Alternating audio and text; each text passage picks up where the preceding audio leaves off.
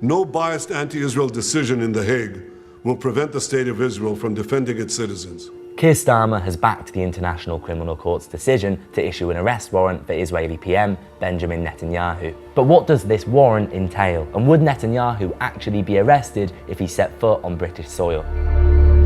The ICC applied for arrest warrants in May for 3 leaders of Hamas, 2 of whom are now confirmed dead, as well as Netanyahu and his former Minister of Defense. Netanyahu has been accused of war crimes, including starvation of civilians as a method of war and intentionally directing attacks against the civilian population. In a significant blow to Israel's international standing, those warrants have now been issued, and the 124 member states of the ICC, which includes all of the EU, are now obliged to detain Netanyahu if he enters their country. Reactions across member states have been varied. Italy, Ireland, France, Belgium and the Netherlands have all signalled that they would uphold the warrant, with the Italian Defence Minister Guido Crosetto confirming that Netanyahu would be arrested if he entered Italy. But Hungary's Viktor Orbán responded that he would defy the court's wishes, even though Hungary is an ICC member state. Speaking for the United States, who aren't a member of the ICC, Joe Biden publicly criticised the decision, calling the arrest warrants outrageous, and Netanyahu himself labelled these warrants anti-Semitic. So what has Starmer said? Well, the Prime Minister's spokesperson said the British government respects the independence of the ICC, which it called the primary institution for investigating and prosecuting the most serious crimes of international concern. This marks a key breakaway from the Biden administration,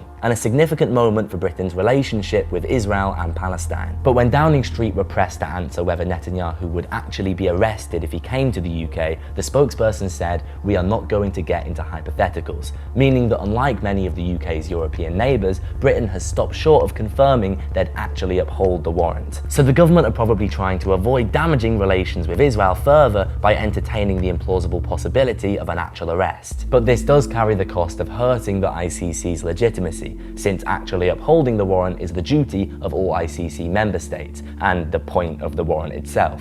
Starmer's spokesperson went on to say there is no moral equivalence between Israel, a democracy, and Hamas and Lebanese Hezbollah, which are terrorist organisations. This fits the general pattern of Starmer's policy towards Israel, a middle ground approach that's been criticised by opponents for being contradictory. Labour previously suspended 30 arms licences to Israel due to concerns over international humanitarian law, restricting some British weapons exports being used by the IDF in Gaza, but this was 30 licences out of a total of 350. So the UK is still very much arming Israel. Despite these arms suspensions, the Defence Secretary reaffirmed that Britain remains a staunch ally of Israel and its security. And once again here, Starmer has proven tougher on Israel than the Biden administration by respecting the ICC's decision, but stopped short of actually promising to arrest Netanyahu like certain European countries. As the conflict in Gaza rages on, Starmer is likely to face more tough decisions like these.